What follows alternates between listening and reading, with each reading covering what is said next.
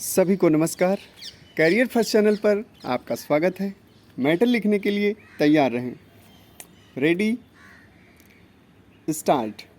आरक्षण जिसकी व्यवस्था विशेष पिछड़े वर्गों को ऊपर उठाकर समाज में समरसता लाने के लिए एक साधन के रूप में की गई थी, को राजनीतिक दलों ने मत प्राप्त करने का साधन बना लिया।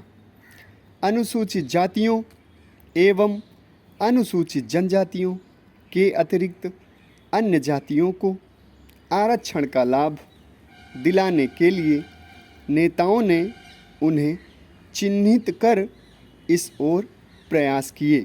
सर्वप्रथम इस दिशा में मोरारजी देसाई सरकार ने बीपी मंडल की अध्यक्षता में एक आयोग गठन किया, जिसे पिछड़े वर्गों को आरक्षण के लिए संस्तुति देने को कहा गया।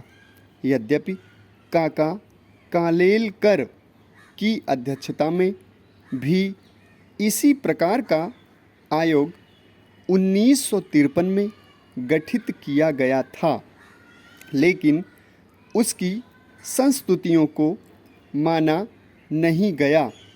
दुर्भाग्य से जनता पार्टी की सरकार चली गई और इस आयोग की रिपोर्ट लागू नहीं हो सकी।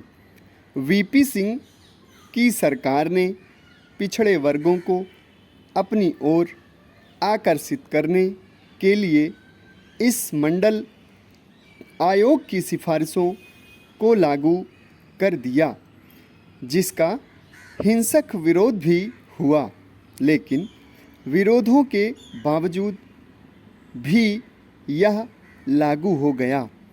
उसके बाद भी पीवी नरसिंह राव सरकार ने इसे लागू किया।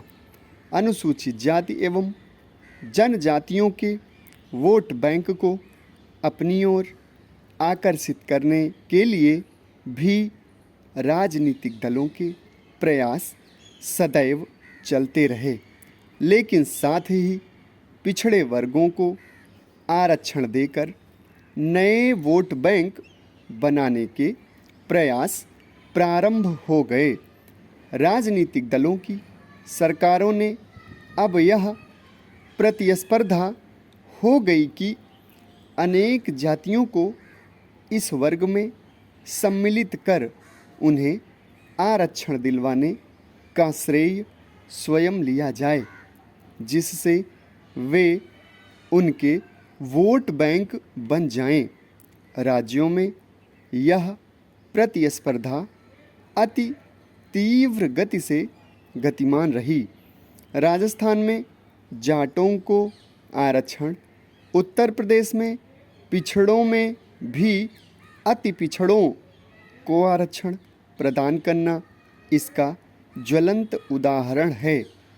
आरक्षण को समाप्त करने अथवा कम करने का साहस किसी भी राजनीतिक दल अथवा नेतृत्व में नहीं है, अपितु इसको और अधिक से अधिक बढ़ाने की लालसा दिखाई देती है। ऐसा लगता है कि वोट लेने के लिए आरक्षण संभवतः अंतिम और एकमात्र साधन है। आरक्षण देने के पीछे मूल भावना का दुरुपयोग यदि राजनीतिक दलों द्वारा राजनीतिक लाभ के लिए किया जा रहा है, तब इस विषय पर गंभीर चिंतन मनन की आवश्यकता है।